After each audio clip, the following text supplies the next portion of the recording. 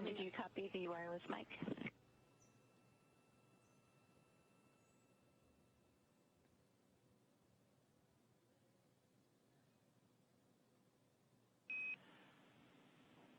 Station Houston, that's a good scene check. We're checking something here on the audio, so stand by for another countdown.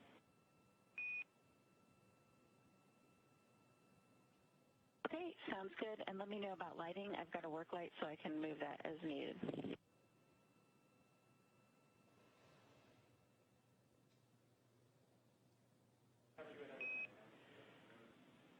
And lighting looks good, Kate. And if you could just do a quick 5 count, we'll do a quick audio check.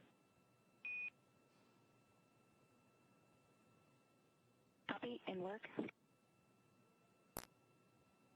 These voice checks you're hearing coming from NASA astronaut Kate Rubins, now joined by 4 new crew members aboard the International Space Station, along with her 2 crewmates from Roscosmos, the Russian space agency, and they are setting up for the welcome ceremony. Good countdown, thanks.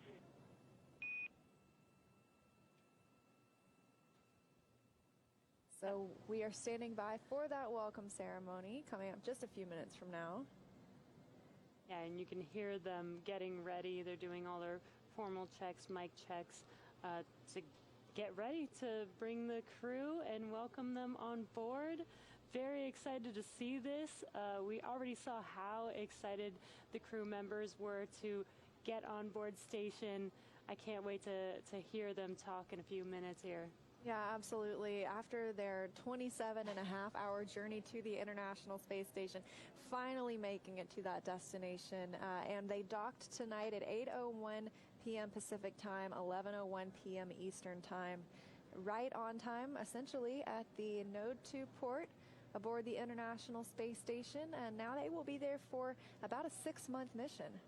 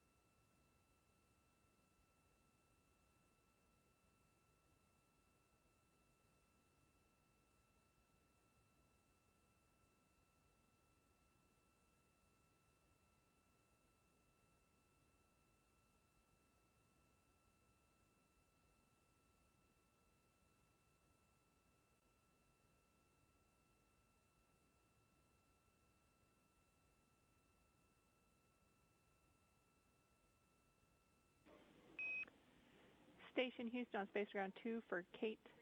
We had to do a quick reconfiguration here on the ground. When you have a moment, if you wouldn't mind doing one more 5 count on the wireless mic. Or anyone can do a 5 count.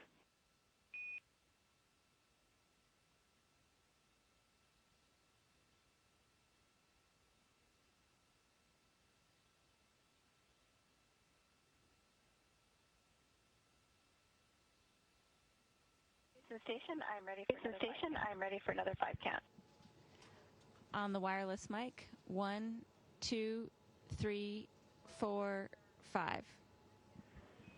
And that was the best 5 count of them all. Hey.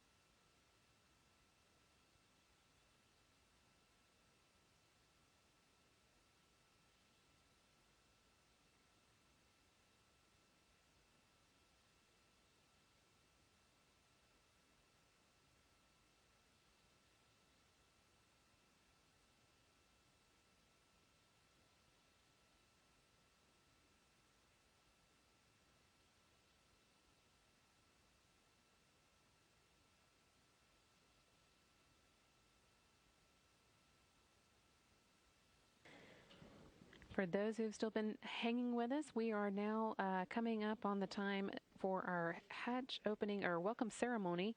That is scheduled for 12:40, about 5 minutes from now. And at that time, the entire crew will be joining on the with a couple of special guests from the ground. That's going to be NASA Associate Administrator for Human Exploration and Operations Mission Directorate, Kathy Leaders, joining here from Houston. And then from Scuba Japan, we're going to have the Japanese Aerospace Exploration Agency President, Dr. Yamakawa Hiroshi, joining as well. They'll be taking part in the welcoming ceremony, which is coming up in just 5 minutes now. The crew's done the necessary checkouts on board, so we'll just wait for everybody to gather before we begin that.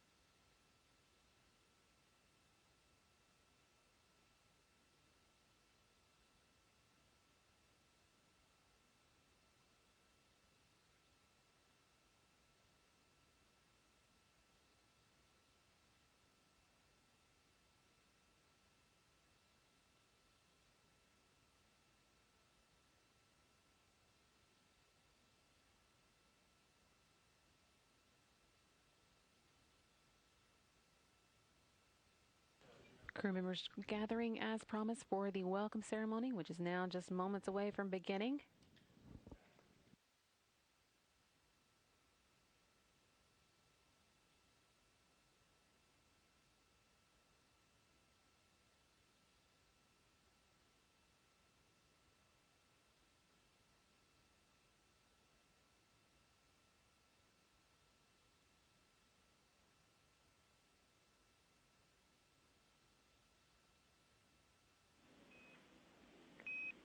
Station, this is Houston. Are you ready for the event? Houston, are you ready for the event? At Houston, this is Station. We are ready for the event. Mr. Morhard, please call station for a voice check.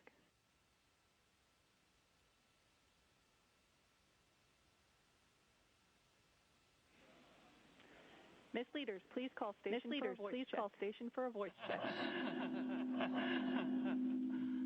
Hi, this is Kathy Leaders. Here at the Johnson Space Center in Houston. How do you hear me? How do you hear me? Hello, Kathy. We hear you loud and clear. Wow, I can't tell you how great it was to see you all come across the hatch. It means a lot to me. Just means a lot to me. On behalf of the joint SpaceX and NASA team, who you know have expended a lot of blood, sweat, and tears, and our nation who's been following along with you as you guys have been going on your journey. I can't tell you how proud we are of you, and how much we want to congratulate you mission. It's been really cool to watch you.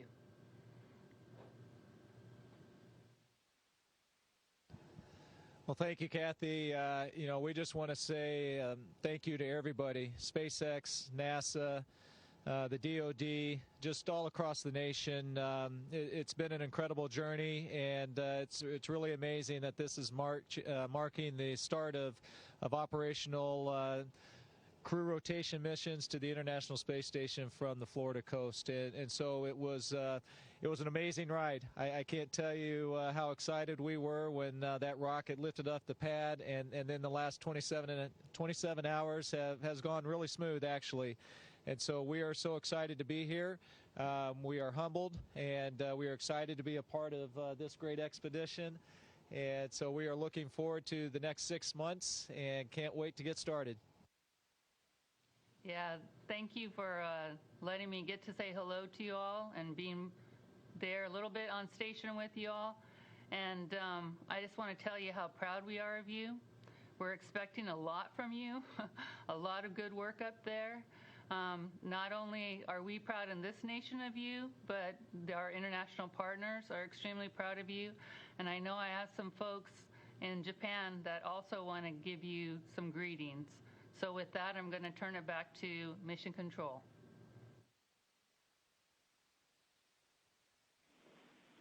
Thank you, Ms. Leaders. We now welcome JAXA President Dr. Yamakawa Hiroshi to provide remarks. Dr. Yamakawa, please call station for a voice check.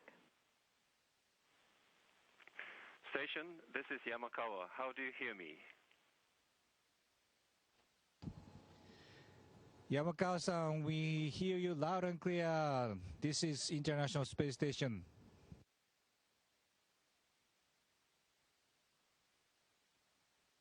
Thank you, Noguchi-san. We were very much excited about your launch this morning. It inspired courage and delight of all Japanese citizens to bear up COVID-19 pandemic. Anyway, I really feel relieved by your safe arrival to the station now. Noguchi-san, it is very significant for JAXA that you are on board the first operational spacecraft of Crew Dragon and was launched from the American soil. I believe that this is the outcome of the long-standing partnership with NASA and all the other international partners.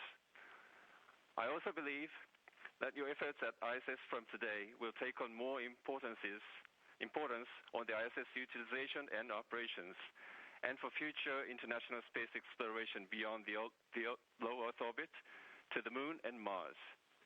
We are always behind you. Good luck and enjoy your time in space.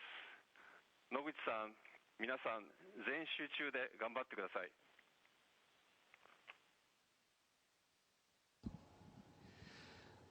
Thank you, Dr. Yamakawa. Thank you for the kind words. And we are very humble and happy to be here. This is the first operational flight of the Crew Dragon. And I take 27 hours, but we enjoy every moment. And from now on, we are part of this great expedition crew member, Expedition 64. We have a lot of utilization ahead of us, and we are ready to work. 日本の皆さん、そして山川理事長、本当にありがとうございます。この ISS にまた戻ってくることができてとても感無量です。日本の皆さん、そして世界中の皆さん、今年はコロナはじめ非常に厳しい状況があったかと思いますけれども、この困難に打ち勝つという気持ちで我々もレジリエンスと名前をつけて頑張ってきてます。理事長おっしゃられた通り全集中で頑張りたいと思います。応援本当にありがとうございます。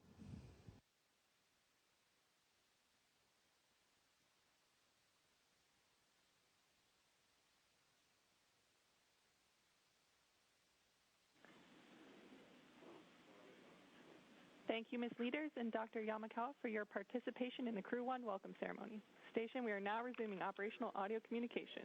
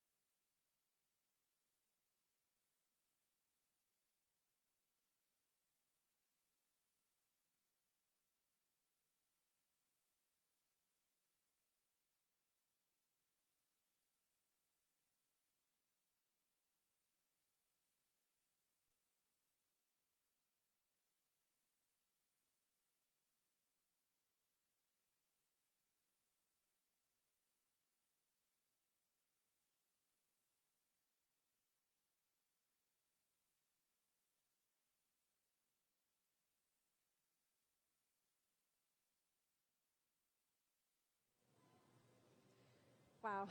Thank you so much, everyone, for joining us for this coverage of our commercial crew mission, the Crew 1 mission aboard Crew Dragon to the International Space Station. We watched them all the way from suit up yesterday to ingress on the vehicle, liftoff at 7:27 p.m. Eastern Time.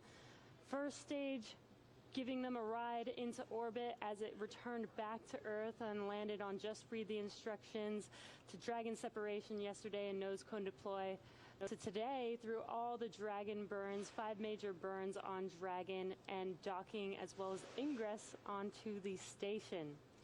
On behalf of SpaceX and NASA, thank you for watching today's webcast and for your interest in this exciting, historic mission.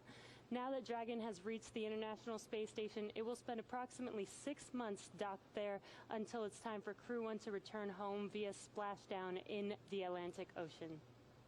When it's time for Dragon to make its way home, we will be broadcasting its return from departure through to recovery live on SpaceX.com and NASA TV. Coming up next, we are going to have a post-docking news conference live from the Johnson Space Center, so stick around and hear from some of the key members of the NASA, SpaceX, and JAXA teams on this historic mission. Be sure to follow SpaceX and NASA on social media for real-time updates. We can't say enough what an honor it was to be part of this mission, how excited we are for Crew 1, for NASA and SpaceX. Thank you again for watching.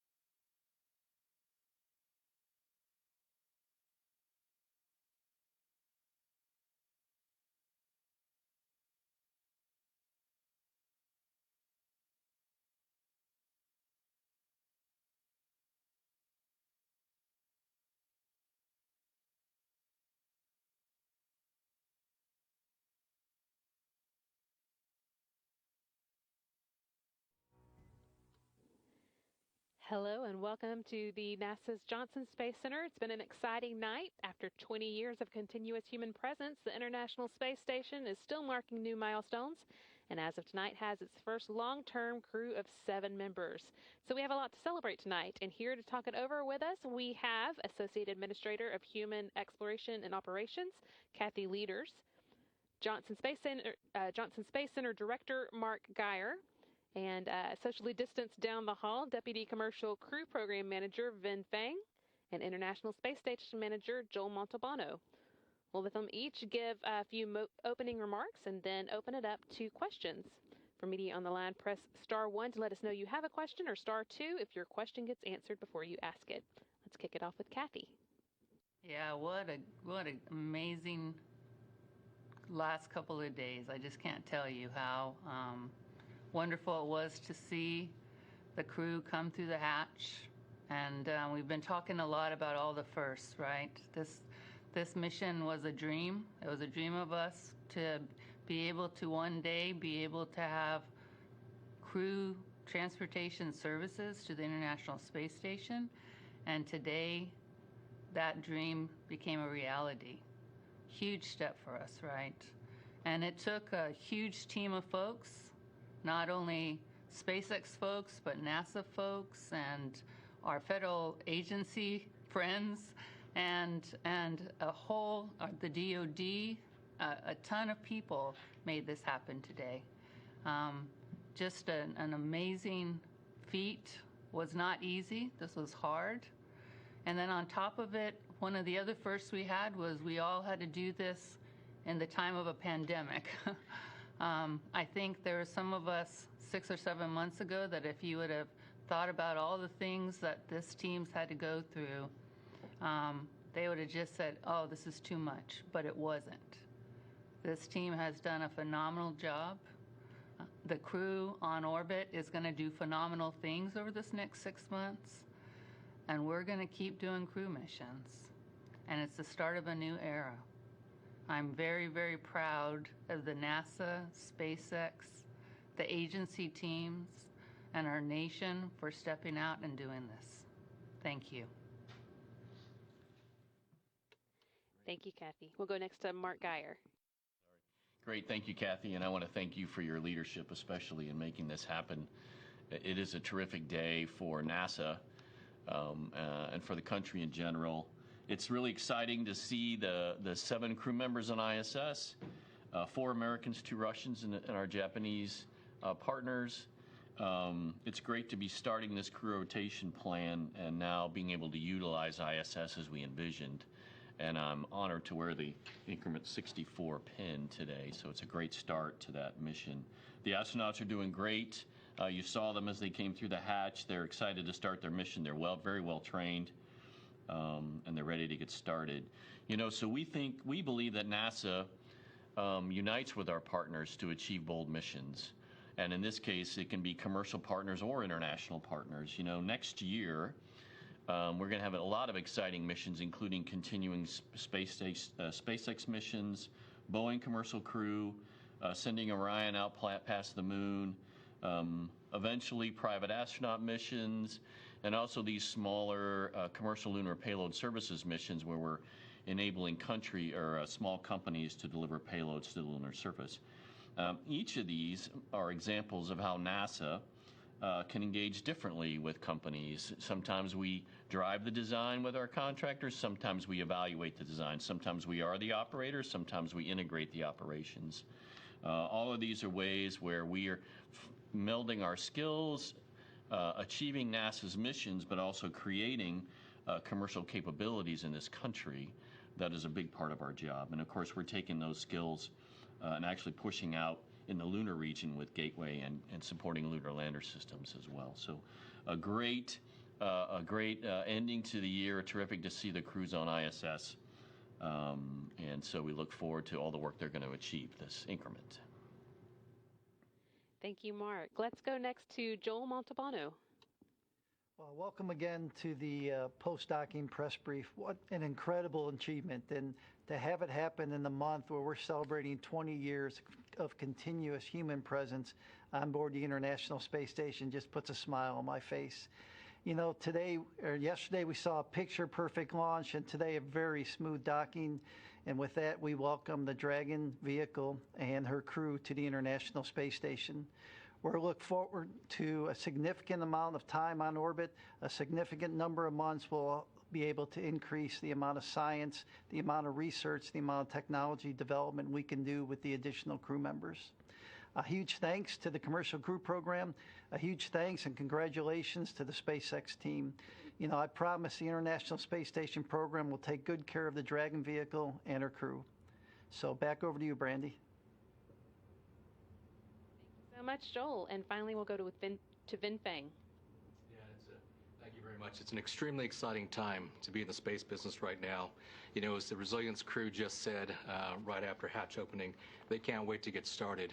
Well, we've had teams of NASA and SpaceX and other agencies involved in many ways through, as Kathy mentioned, their blood, sweat, and tears over the years. This sort of culminates in the hatch opening and the crew joining the ISS for a 6-month stay on board the space station. So we're so proud of the teams. The arrival of Resilience marks the beginning, as was mentioned before, of another first-time event. This time the government commercial crew rotation mission to the ISS, and looking back at another first that happened almost exactly 10 years ago with the same team members involved. NASA and SpaceX shared a similar accomplishment with the launch to a low Earth orbit of the COTS Demo Flight number 1 mission in early December of 2010. That flight demonstrated the capabilities of Falcon and Dragon and the partnership, and since then have had 20 successful cargo flights to the ISS, which have now led in just the last 6 months to these 2 crew missions, DM2 in May, and then the Crew 1 arrival just today. And as Joel mentioned, we're proud to be part of the ISS 20-year anniversary, which is this month with that Expedition 1 crew arrival. We're proud to follow in the footsteps of all the other 63 expeditions that came before this one, and glad to join for Expedition 64. So huge shout out to the NASA and SpaceX teams. Excellent job, many hard years of work, and we're looking forward to making this a very successful first operational mission and many more to follow. Thank you. Great words to start us out there. We do just have a few reporters on the line, so if you have a question, you can press *1, *2 if your question gets answered before you ask it. And as we call on you, if you could direct your question to who you would like to answer it. Let's start with Reuters. Doing this, and congrats on a successful flight. I guess this question could be for anybody who wants to answer. I was wondering if there's any kind of like bidding or quarrels over who gets to sleep in Crew Dragon, and I was wondering what kind of value will having someone sleep in Crew Dragon provide to SpaceX and NASA. Are you guys getting any data out of that, or what kind of tests are you going to perform with that? Thanks. Yeah, I think our plan is to have Hopper sleep in the Dragon. It's been checked out operationally, ventilation, caution and warning, and so forth. So I think it's going to be an excellent opportunity to use that and test it out as a habitable module. And so that's our current plan, and we look forward to learning a lot. And we think it's going to be very comfortable, modern accommodations for them. Several of us would like to be sleeping in there tonight. Next, we'll go to Business Insider. Hi, thanks for doing this, and congrats, everybody. This question is for Kathy. You've got a long mission ahead. What are you most looking forward to, and what's going to keep you up at night, if anything, over the next 6 months? Thanks. Well, you know, Joel's got a whole list of items that he wants these crew members to start working on. I mean, he's been a little bit starved of crew members, and he's got a backlog of work and science that he needs them to go get done. You know, when you have people on board, you always are maintaining vigilance and making sure, just like we do with Station, this having Dragon up there just means we have more people on orbit that we always are thinking of and making sure that we're taking care of them. It's what makes human space flights so fun and challenging is that you always have to realize that you're maintaining human safety in a tough environment. So, but we have a great station program, like Joel said. They will take care of the crew members, and they make my ability to sleep a little bit better at night. So I'm counting on you, Joel. Okay, our next question is going to come from Nashville News. My question is for Kathy. As you described at the beginning of this press conference, it was tough to get to this point. What do you feel is the biggest risk when docking to the International Space Station? Thank you. Well, what makes it really nice is the spacecraft makes it look easy, right? But to get there isn't easy. It took a lot of joint work between the SpaceX and NASA teams to share their learning and to go through a lot of technical interchange, and a ton of testing to make it look like that. And it was a real testament today that we could all sit there and kind of be talking while it was going on and not biting our nails. And so I think it's actually that the Dragon's a beautiful vehicle, and she did a nice job today. Definitely. Next up, we've got space.com. Thank you all for doing this. And yeah, congratulations. This is probably for Joel. Could you just talk a little bit about what it means to have that extra crew member on board, that seventh astronaut? What does that mean for the research potential of this next 6-month stint coming up, and maybe beyond as we see this happen more often? Thank you. So one of the cool things about having the commercial crew program is we're able to double the amount of crew-tended science and research and technology development we do on board the International Space Station. So with 3 crew members, we were averaging about 35 hours a week of crew-tended science and research. With the 4th crew member, that person's time, the equivalent time, is dedicated to science and utilization and research, so 70 hours. So we'll have be able to do 70 hours with the 4 crew members. So with that, it kind of sets the standard for us for these next years as we continue to develop the International Space Station, continue to use it, and allow us to do not only the science and research we have, but technology demonstration that will help us with the Artemis program.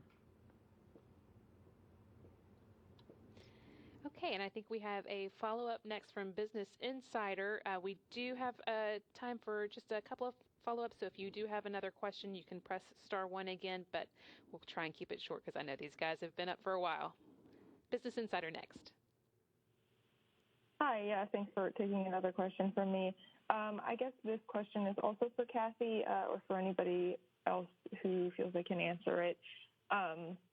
Just wanted to follow up on something that did come up in the last 27 hours, that propellant line heater and the thermal control system issues. Were those issues fully resolved? And if you could talk about what happened there, is there any reason this popped up in orbit but not on the ground? I'm also curious about any other issues you're tracking, or if there's anything so far from this flight that needs further investigation. Thank you. So, Vin, why don't you take this one? Because you've been in our launch complex area and the mission control area following along pretty diligently. So these are your team's issues. Sure, I'd be happy to. Yeah, so the vehicle is actually remarkably clean. So after clearing a couple of alarms a little bit after launch yesterday, the vehicle arrived at the station today with full redundancy, full functionality, no issues whatsoever. Earlier on, yes, there was a discussion about the prop line heaters. They did trip off. Basically, it was based on fitter or fault detection limits that were set very tightly on the ground. So SpaceX was very quick to identify the cause of it, meaning it was a barely out of spec, barely out of fitter limit that tripped it off for safety reasons. They identified it, I'd say, within an hour. They had a fix proposed. Within 2 hours, they had a solution that was ready to be checked by the joint NASA and SpaceX team, and just shortly after that, they uplinked it, and everything was fine afterwards. The problem that they were protecting against was to make sure that the propellant line stayed within their thermal limits, just to make sure that there's full functionality of the prop. In the end, it turned out that that limit was tighter than it needed to be, so it was quickly fixed, and Dragon's in beautiful shape. Okay, it looks like we also have a follow-up question from Reuters. Hey, thank you. Just to follow up on that for Zen, other than the propline heaters, other than that issue, was there anything else that you guys detected during flight or during the docking sequence that kind of looked off or that, something that was unexpected that you didn't see in prior tests? Thanks. There was only one other thing of note that we tracked, and again, it was also shortly after launch. It had to do with the thermal control system. There's a loop A and a loop B, and on each of those loops, there are segments of the thermal loop that are isolated from other segments. And so based on differentials with the temperature, essentially, when you've got certain parts of the loop that are exposed to different temperatures, and they're equalized when they're on the ground at the same temperature, and they were exposed to some different temperatures and loads during this early phase of flight. So once the isolation between those two parts of the loops was opened and no longer isolated, it caused a pressure transient, which ended up also causing a FITR, a fault detection, to trip. And cause one loop to go offline temporarily. Again, there was no issue. Again, it was also one of these cases where the problem was identified very quickly. Looking back at previous tests and DM2, the previous mission, it was something that was seen before, but not enough such that it tripped off any sort of limit. So again, it was identified very quickly. The team was all over it and was able to fix it very quickly. So no issues whatsoever right now with thermal control.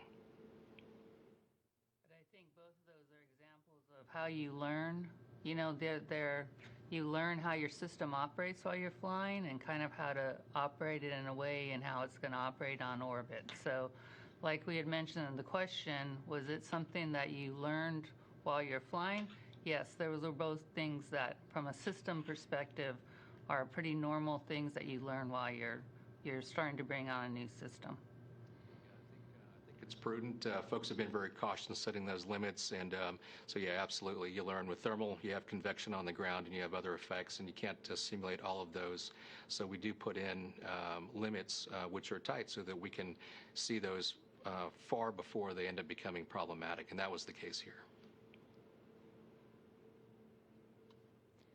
Okay, that looks like our last question. Thank you so much to our briefers and also to the reporters who stuck with us through the long operations tonight. I think it was well worth the wait. It's great to have Crew Dragon at the International Space Station tonight. And just a reminder that you can tune back into NASA TV on Wednesday morning to see the two Russian members of the space station crew take a spacewalk. Sergei Ryzhikov and Sergei Kuznetsov will be going outside the Poisk module to do some work preparing for the arrival of a new Russian research module. Coverage will begin at 7:30 a.m. Central Time, and the spacewalk is expected to start at 8:30 a.m. So you want to be back on Wednesday for that. And again, thank you and have a great night.